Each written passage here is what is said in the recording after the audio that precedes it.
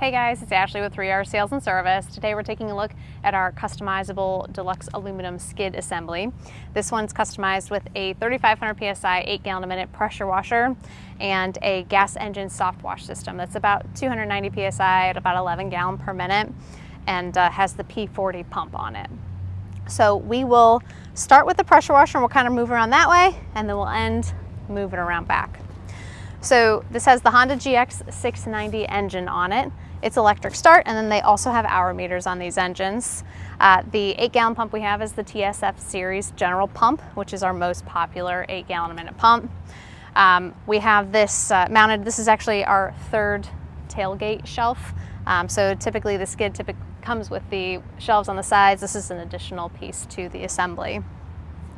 We have it set up so that we've got a primer valve right here so that whenever you're first starting up the system, it's much easier to start when you can prime up this pump head and get some water into the water line, because it's a little difficult to gravity feed as it's going up to the pressure washer when it's elevated like this. So we kind of put a few safeties into it just to make it easier to start everything up and bleed the air out of the line.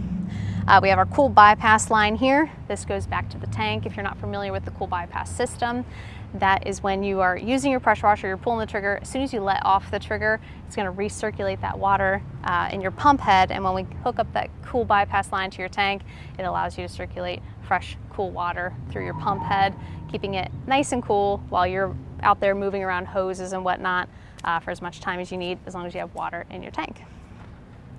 What we have coming out right here is kind of a 2-gun option. So we have enough room here for the pressure washer hose reel, but if the customer wanted to add either another hose reel down here at a later date, or if he just wanted to be able to connect a second hose, a 50, 100-foot section or whatnot, he has the option to run off of 2 different hoses, either at the same time or just this as a second port to use. Right next to us, we have our mini manifold, which is for our soap injection through the pressure washer.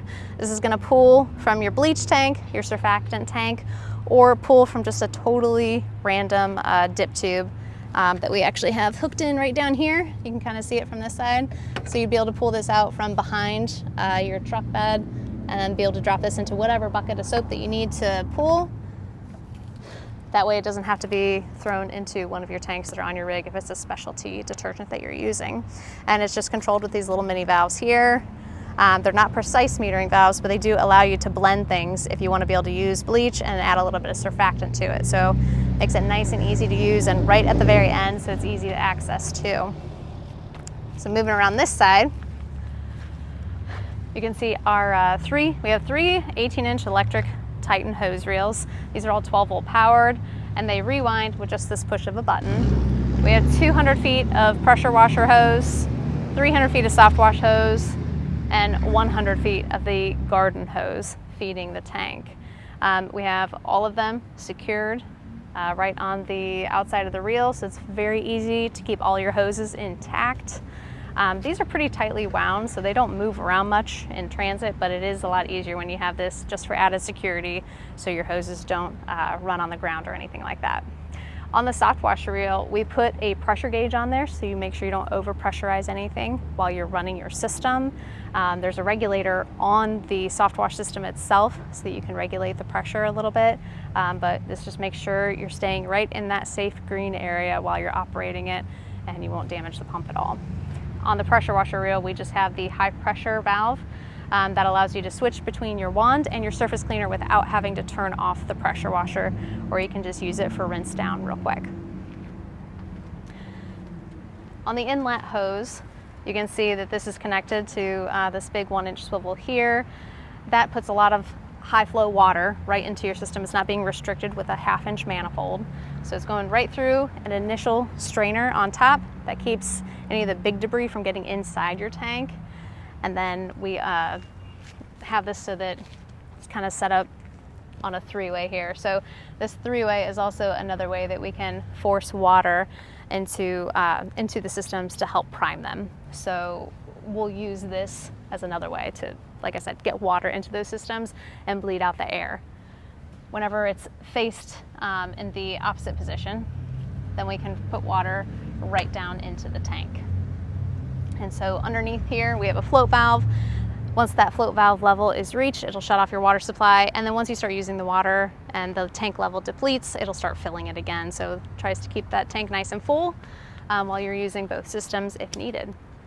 And then you can see here is our cool bypass line, just like we talked about earlier with the pressure washer. The other thing that it's a little more difficult to see, and we'll just kind of talk about it as we're moving around, are the other filters. We've got filters going to the pressure washer after the tank, so between the tank and the pressure washer, and then between the tank and the soft wash system as well. So technically 3 filters on this system to keep any debris from the water out of the pumps. All right, so here we have this is the battery that's connected to the pressure washer. We have our soft wash system, GX 160 engine with electric start. It also has the pull start available if you need it, and it does have the Comet P40 pump on there. This is connected to the metering system below. So this will regulate your water, your surfactant, and your bleach. And the nice thing about this is that on your bleach valve, it'll tell you what percentage of bleach you're pulling, assuming you're using a 12.5% ratio to start or concentrate in the 55-gallon tank that we have on board here. So on the opposite side of this, we actually have a remote rinse system. And what we did is, instead of having that system facing out here and taking up more space and making it less accessible for servicing, we just took the light and moved it to the opposite side so that when you press the button on your remote, whenever you're ready to rinse, it'll go ahead and flash this light and saying that you're in rinse mode, and then you can click it off and easily tell whenever your system is working, but all of the components are just hidden on the other side. Back up top, go ahead and talk about everything that's on the driver's side. So we have this small battery here. This is for the electric start on your gas engine soft wash system. We don't want to use the same battery on both, since it's 2 different charging systems. We don't want to mess anything up.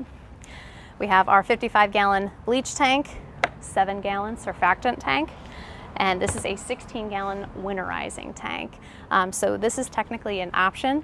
We do a lot of these for any of our northern states, but sometimes we'll either remove this or just use it as an additional soap tank for areas that are further down south where you don't have to worry about the freeze so much. The water tank is a 200-gallon water tank. I'm not sure if I mentioned that earlier. And then lastly, we have our 11-gallon fuel tank. This is an aluminum fuel tank.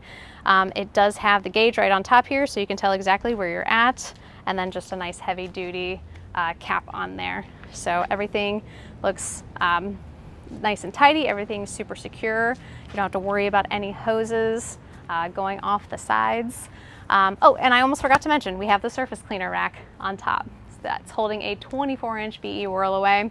The rack itself actually has a locking hinged door on the end, so you can close that. You can put a padlock on it or a combination lock, just to prevent anybody from taking that out while you're on a job site. So if you have any questions, we'll have this listed on our website at 3rpressurewashers.com, or feel free to give us a call or shoot us an email. Thanks.